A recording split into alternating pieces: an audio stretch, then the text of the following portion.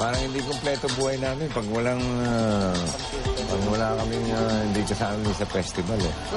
Parang panata na eh. Parang kulang ang buhay.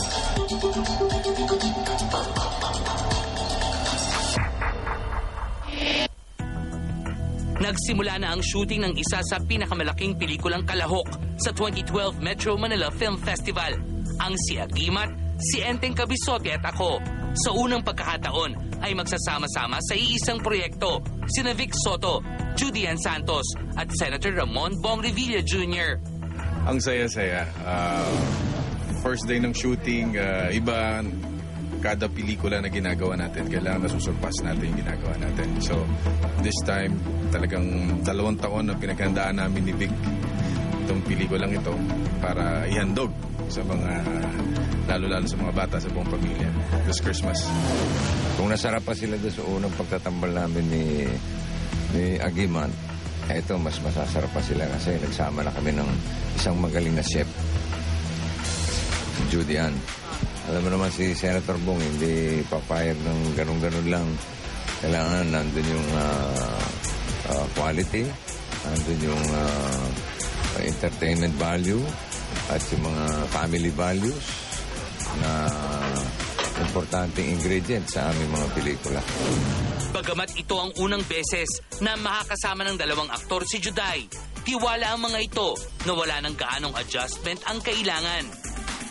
Si Juday naman kasi is a very versatile actress. Oo, nakakapagpatawa. Nakagawa na rin siya naman ng mga comedy before, and that's one of her fortes. Samantala, kamakailan ay nagkaroon ng public spat si Juday at ang manager nitong si Alfie Lorenzo. Matapos tumanggap ng proyekto ang aktres sa nakaraang Cinemalaya Film Festival, sumama ang loob ni Alfie dahil hindi umano nagpaalam sa kanya ang kanyang alaga at ang direktor ng pelikula na si Joey Reyes. Oo naman. Ayos na yun. Ayos na yun. Hindi naman may iwasan yung mga ganyan. Di ba? Alam mo yan. Kung walang ganun, di parang wala masyadong spice. Siguro kailangan pagdaanan para din ma-realize mo kung ano yung mga mali at tama sa mga ginawa mo. And eventually, next time, alam mo na yung dapat mong gawin. Maliban naman sa highly anticipated Film Fest entry, excited na rin si Bossing sa napipintong paghaharap nila ng Eat Bulaga Indonesia host na si Uya Kuya. Of course, natin yung si Uya Kuya. I'm looking forward to meeting him in person. Puro sa TV-TV lang kami nag-uusap eh. Unang bati sa akin nun mas magandang lalaki daw siya kaysa sa akin. Kanya-kanya namang ambisyon yan, so okay. He's a very funny guy. And pagkakaalam ko, he's one of the biggest stars in Indonesia.